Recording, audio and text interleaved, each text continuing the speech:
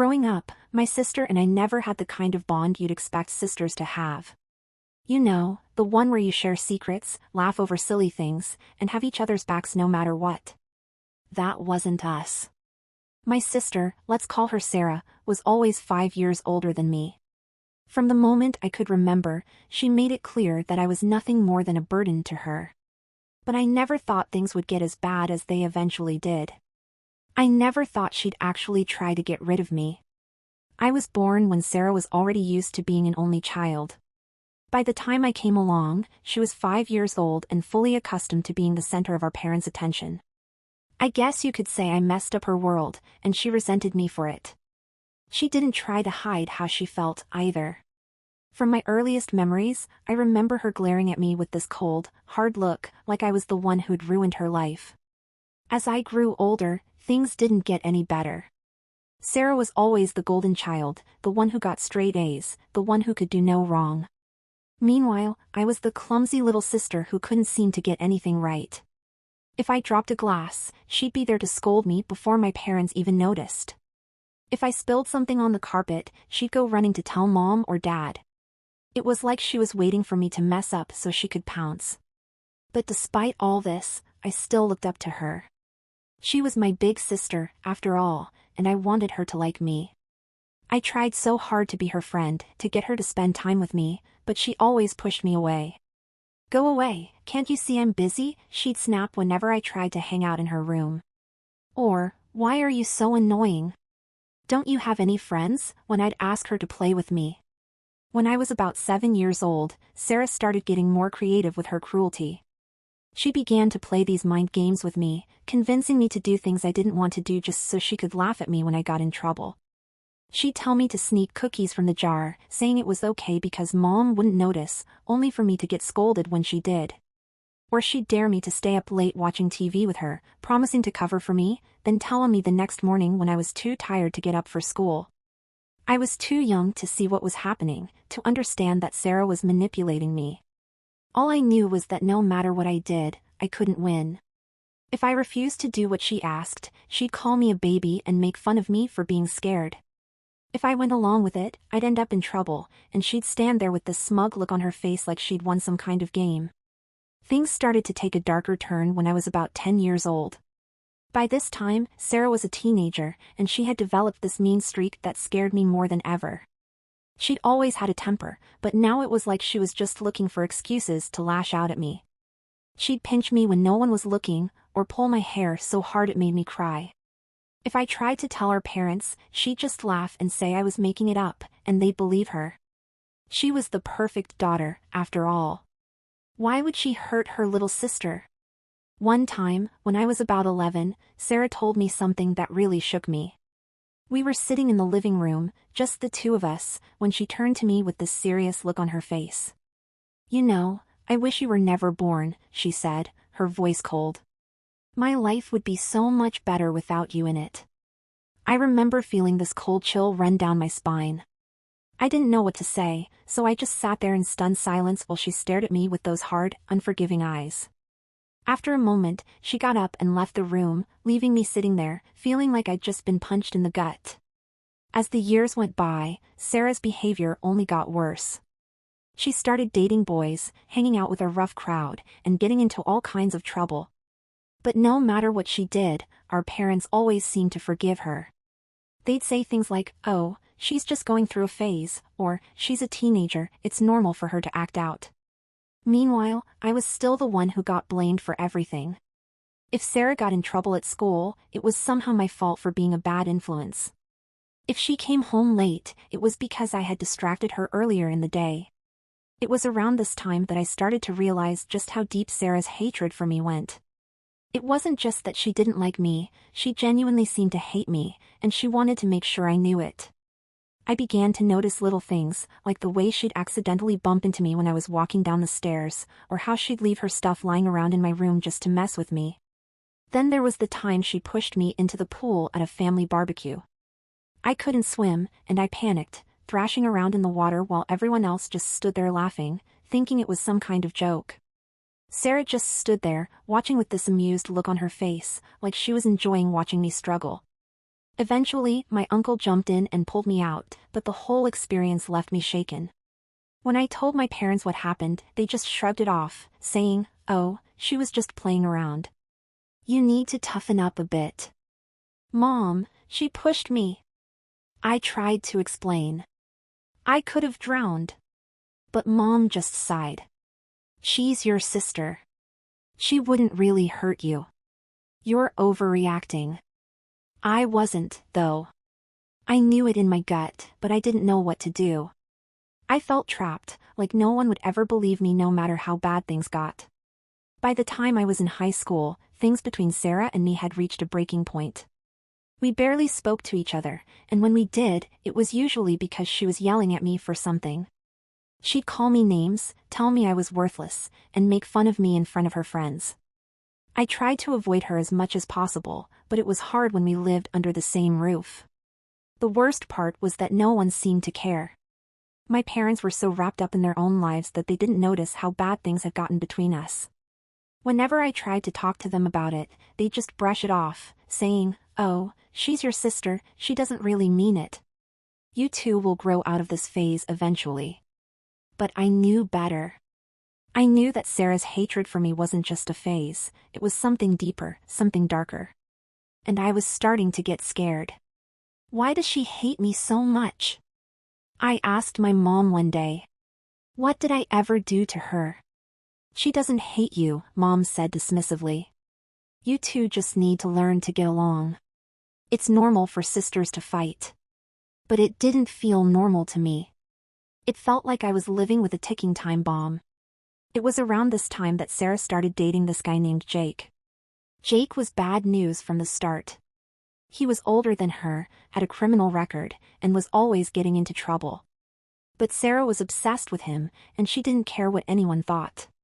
She'd sneak out to see him, lie to her parents about where she was, and even steal money from their wallets to help him out.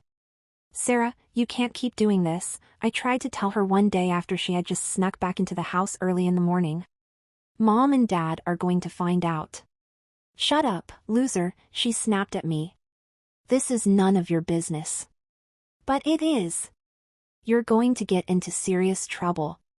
"God, you're so pathetic," she sneered. "Why don't you mind your own damn business?" "I'm just trying to help," I said, feeling frustrated. "I don't want you to get hurt." She laughed in my face. "Like you care. You just want to see me fail, don't you? So you can feel better about your sad little life." "That's not true." I protested, but she just stormed off to her room, slamming the door behind her. Things only got worse from there. Sarah's behavior became more erratic, and her temper more explosive. Our parents tried to talk to her, but it was like she was completely out of control. They didn't know what to do, and neither did I. I just tried to keep my head down and avoid her as much as possible, but it felt like she was always looking for an excuse to go after me. One night, when I was about 16, Sarah came home drunk.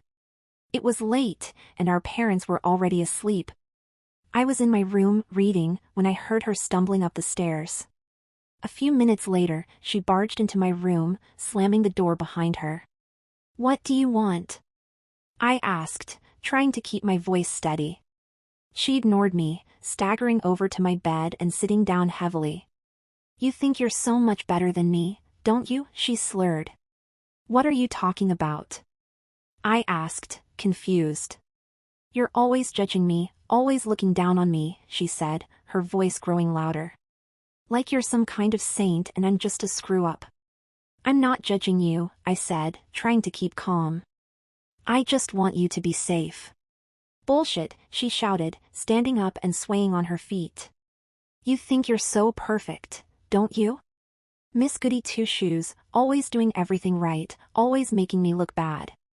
"That's not true, Sarah," I said, my heart pounding. "Please, just go to bed. We can talk about this in the morning." But she wasn't listening. She was too far gone. "You've always been a pain in my ass," she snarled, stepping closer to me. "Always getting in my way, always making my life harder. I wish you were dead." The words hit me like a punch to the stomach. "What?" I whispered, unable to believe what I was hearing. You heard me, she said, her voice low and menacing. I wish you were dead. I didn't know what to say. I just stood there, frozen in place, as she glared at me with pure hatred in her eyes. Why are you like this? I finally managed to ask, my voice trembling. Why do you hate me so much? She just laughed, this cold, bitter laugh that sent chills down my spine. Because you're everything I'm not, she said. You're the good one, the one who never gets in trouble, the one everyone loves. And I'm just me. That's not true, I said, trying to reach her. You're smart and talented, Anne. Shut up, she screamed, cutting me off. Just shut up. I don't want to hear your pity. I took a step back, my heart racing. I didn't know what to do. Sarah had always been mean, but this was different. This was scary. Sarah, please, just go to bed, I begged. You're drunk. You don't mean what you're saying. But she wasn't listening. She lunged at me, grabbing me by the arm and shoving me against the wall. I'm so sick of you, she shouted, her face inches from mine. I'm sick of you always being in my way, always ruining everything. I was terrified. I had never seen her like this before.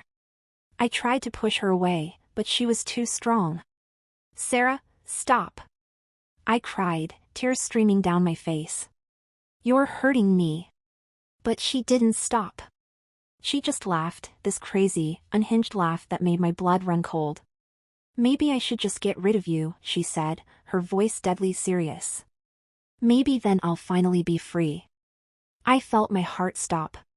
What are you talking about? I asked, my voice barely a whisper. She didn't answer. Instead, she let go of me and staggered over to my desk, where she picked up a pair of scissors. You know, I've always wondered what it would be like to kill someone, she said, her voice eerily calm. Maybe I should start with you. Sarah, no. I screamed, backing away from her. Please, don't do this. But she just grinned at me, this crazed, terrifying grin that made me feel like I was about to be sick. What's the matter, little sister? Scared? I didn't know what to do. I was trapped in my own room, with no way out and no one to help me. I could hear my parents snoring down the hall, completely unaware of the nightmare that was unfolding just a few feet away. Sarah, please, I begged, my voice shaking. You don't have to do this. But she wasn't listening. She took a step closer, the scissors clutched tightly in her hand. You've always been a burden to me, she said, her voice cold and emotionless. It's time to get rid of you. In that moment, I knew I had to do something. I couldn't just stand there and let her kill me. I had to fight back. Without thinking, I grabbed the lamp on my nightstand and swung it at her. The base connected with the side of her head, and she stumbled back, dropping the scissors. What the hell? She screamed, clutching her head. I didn't wait to see if she was okay. I bolted out of the room and down the hall, my heart pounding in my chest. I didn't stop until I was outside, standing in the cold night air, my breath coming in ragged gasps. I didn't know what to do. Part of me wanted to run to a neighbor's house and call the police, but another part of me was too scared. What if they didn't believe me? What if they thought I was overreacting? What if Sarah convinced them that I was the crazy one? In the end, I just stood there, shivering in the dark, until I heard the front door open. Sarah stumbled out, still holding her head, her face twisted in pain and fury. Where do you think you're going? She snarled, her voice slurred. You're not going anywhere, little sister. Not until I'm done with you. I backed away, my heart racing. Sarah, please, just leave me alone, I begged. I don't want to fight with you. But she wasn't listening. She came at me again, this time with a broken bottle she'd picked up from the trash. You think you can just hit me and get away with it? She hissed. You think you can just walk away? I didn't have time to react. She swung the bottle at me, and I felt the glass slice through my skin, cutting deep into my arm. I screamed, the pain searing through me like fire. Sarah, stop, I cried, clutching my arm as blood started to pour from the wound. Please, just stop. But she didn't stop. She just kept coming at me, her face twisted in rage. You ruined my life, she screamed. You ruined everything. I didn't know what to do. I was bleeding, terrified, and completely alone. I knew I had to get away, but my mind was racing, and I couldn't think straight.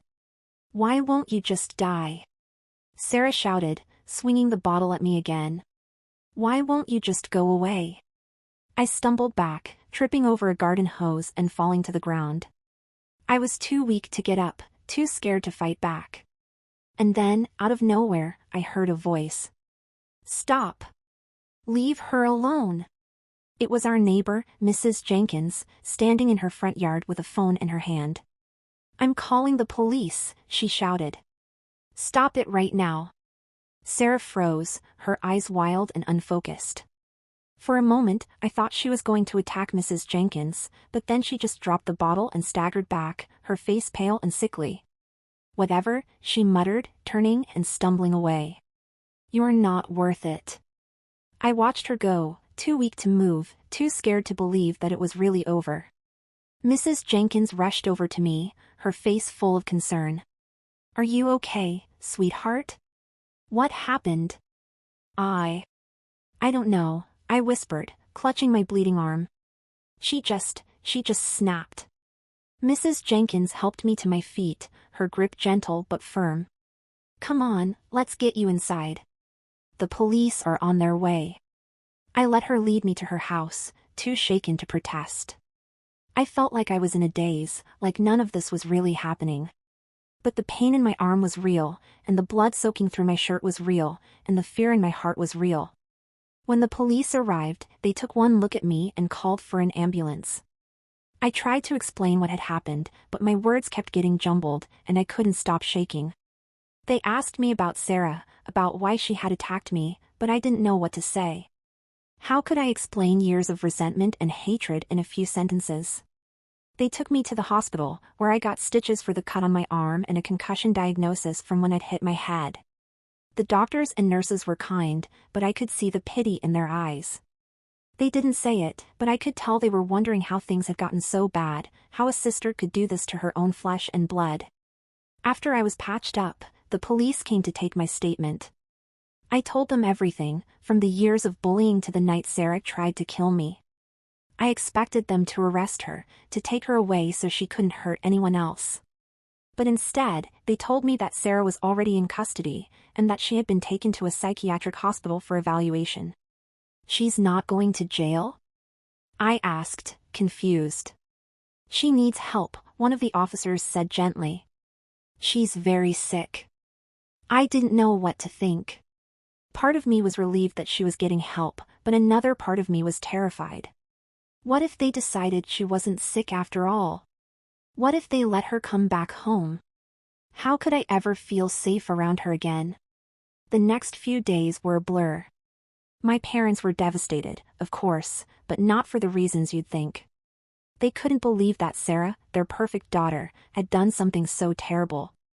They kept saying things like, "This isn't like her," and "She must have been under so much stress."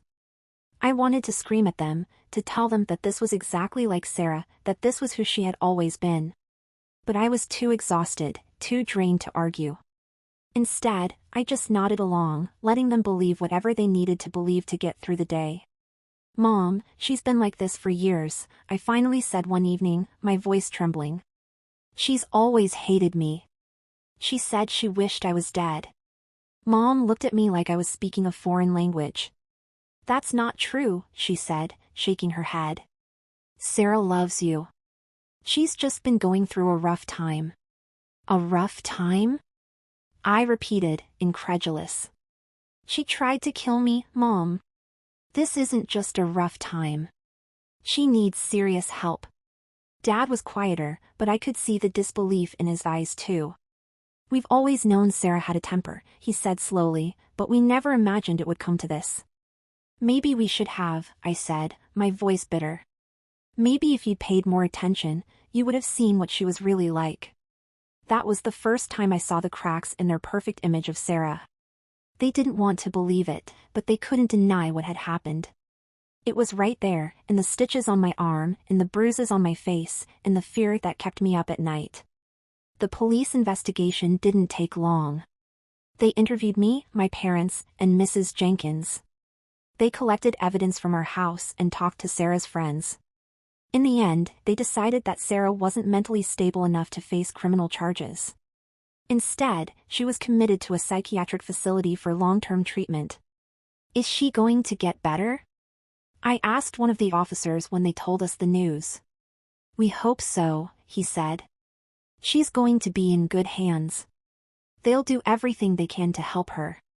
But what about me? That was the question that kept echoing in my mind. What was going to happen to me? How was I supposed to go on living my life, knowing that my own sister had tried to kill me? The first few weeks after Sarah was committed were the hardest. I couldn't sleep, couldn't eat, couldn't focus on anything. Every time I closed my eyes, I saw her face, heard her voice telling me that she wished I was dead. I couldn't shake the feeling that she was still out there, waiting to finish what she'd started. My parents were a mess too. They spent most of their time visiting Sarah in the hospital, trying to understand what had gone wrong. I went with them once, but it was too much. Seeing her in that sterile room, looking so small and lost, made me feel sick. She didn't even look at me. She just stared out the window, like I wasn't even there. She's not herself, the doctor explained when I asked why she was acting like that. She's in a very fragile state right now. It's going to take time for her to come back to us. But I wasn't sure I wanted her to come back. I didn't know if I could ever forgive her for what she'd done. How could I? How could I ever trust her again? After that, I stopped going to the hospital. I told my parents that it was too hard for me, and they understood. But that didn't stop the guilt from eating away at me. I felt like I was abandoning her, like I was letting her down when she needed me the most. But what else could I do? I had to protect myself, didn't I? Life at home was tense. My parents tried to pretend that everything was normal, but it wasn't. There was this huge, gaping hole where Sarah used to be, and no one knew how to fill it.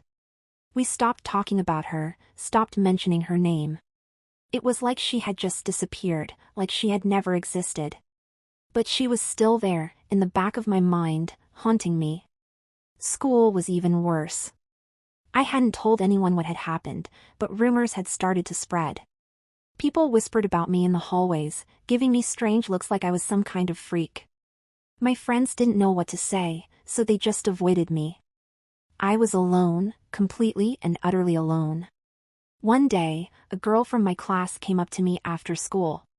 "Hey," she said, her voice hesitant. "I heard about what happened. Are you okay?" I didn't know how to answer that. Was I okay?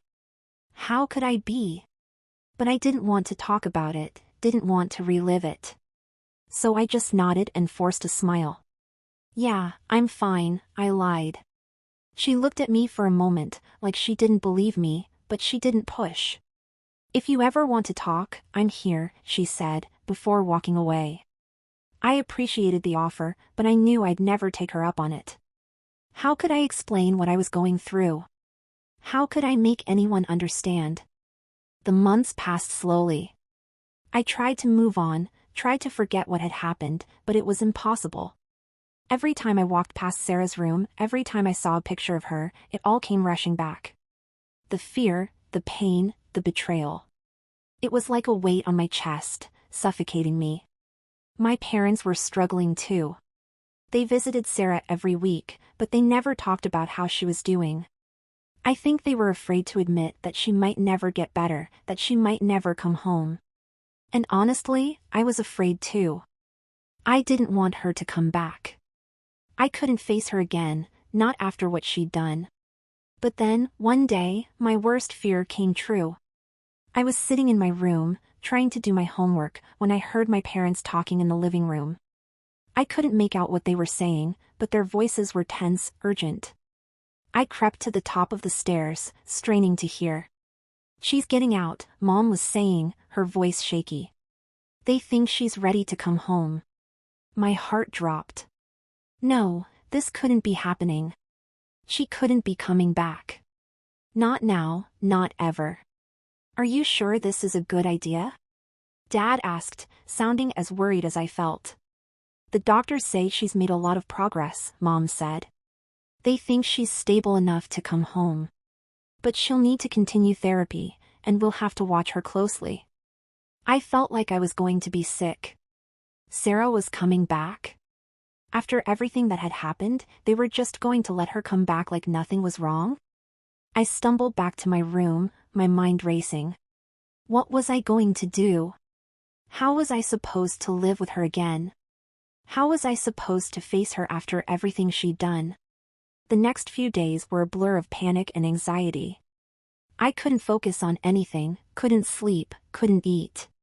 All I could think about was Sarah, and how she was coming back. I didn't know if I could handle it. When the day finally came, I was a wreck. My parents had gone to pick her up from the hospital, and I was sitting in my room, trembling with fear.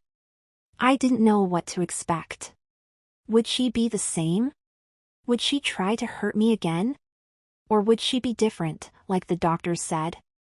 I heard the car pull into the driveway, and my heart started pounding. This was it. She was here. I heard the front door open, heard my parents talking to her in low voices. I couldn't make out what they were saying, but I could hear the tension in their voices. Then, I heard footsteps coming up the stairs. I held my breath, my heart racing.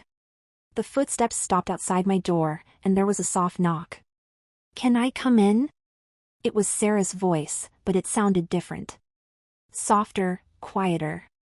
I didn't know what to say. I just sat there, frozen, as the door slowly opened. Sarah stepped into the room, and for a moment, I didn't recognize her. She looked different. Her hair was shorter, her face thinner, her eyes tired and sad. She didn't look like the sister I remembered. She looked broken. "Hey," she said, her voice barely above a whisper. "Can we talk?" I didn't know what to say. I just nodded, my throat too tight to speak. She sat down on the edge of my bed, looking down at her hands. "I'm sorry," she said, her voice trembling. "For everything. I know I hurt you, and I know you're probably scared of me. But I want you to know that I'm getting help. I'm trying to get better." I didn't know how to respond. Part of me wanted to believe her, to forgive her, to pretend that everything could go back to normal. But another part of me was still so angry, so hurt, so scared. "I don't know if I can forgive you," I finally said, my voice shaking. "You tried to kill me, Sarah. How am I supposed to just forget that?" "I don't expect you to," she said, her eyes filling with tears. "I know what I did was horrible. I wasn't myself. I was so angry, so messed up. But I'm working on it. I'm trying to be better. I just want a chance to make things right." I looked at her, at the tears streaming down her face, and I felt something shift inside me. This was still my sister, the girl I had grown up with, the girl I had loved despite everything. She was hurting, just like I was. And maybe, just maybe, we could find a way to heal together. "I don't know if we can ever go back to how things were," I said slowly. "But I'm willing to try. If you are." She looked at me, hope flickering in her eyes. "I am," she whispered. "I really am." And in that moment, I knew that it was going to be a long, hard road.